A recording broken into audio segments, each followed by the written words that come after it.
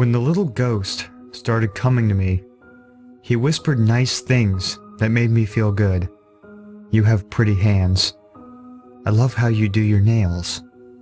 How did you get your skin to be so smooth? He stayed with me all day and all night. As the days went by though, I must have done something to make the ghost angry. Instead of mawkish pleasantries, the messages grew negative. I've seen other girls with prettier hands. What happened to your nails? I'm sorry your skin looks so dry nowadays. I started to get upset. I'd grown fond of this little ghost. Since he had always been so positive, it was comforting. But once he started to get mean, I wondered what I'd done wrong. I didn't want my ghost to feel like I'd disappointed him. One night, as I was getting ready for bed, I saw the ghost in the mirror. He looked up at me as I brushed my teeth and said with a sadness in his voice, "Your cuticles are so ragged and ugly." I looked down at my hands. He was right. I hadn't been taking care of them at all since I started the art class. Bits of skin and hangnails sprouted from each cuticle. They were red and angry. Can you get rid of them for me? The ghost sounded so hopeful.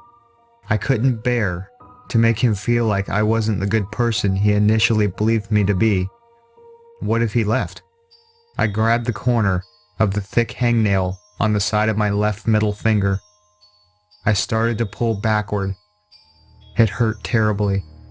The ghost, his eyes brimming with hope, told me I was doing such a great job. Even though the pain of what I was doing, I was overwhelmed by relief. I was finally doing something right. I kept working on the hangnail.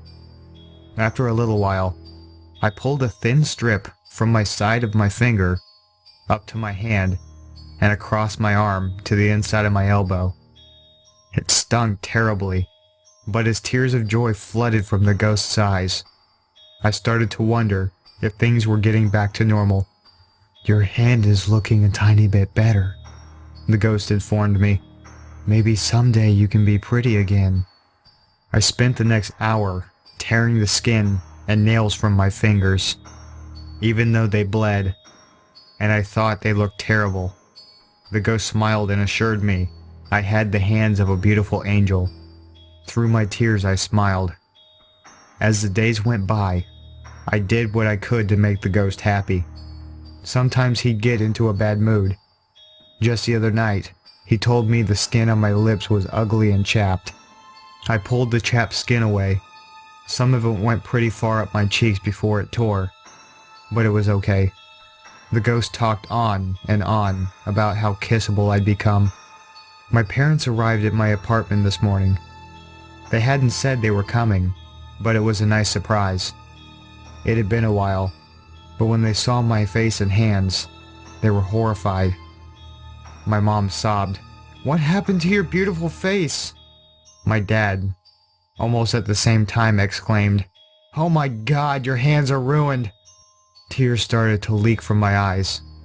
Off in the corner, my ghost sighed. They're the ones who make us so sad, aren't they? I agreed. 10 minutes later, as I worked to saw their bodies into small parts, I asked the ghost if he'd be happier now that they weren't around. No answer. I turned around to see if he was listening. The little ghost was gone.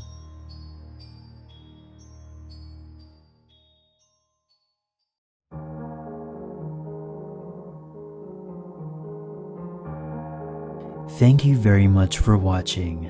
If you enjoyed this video, please share, like, and comment, and become part of the Unity by hitting the subscribe button. If you have a scary story that you would like to share, be sure to send it to my email or post it on the free horror stories subreddit. Consider donating to this channel and be sure to follow me on Twitter. And until next time, stay spooky and never forget, there's always a reason to be afraid.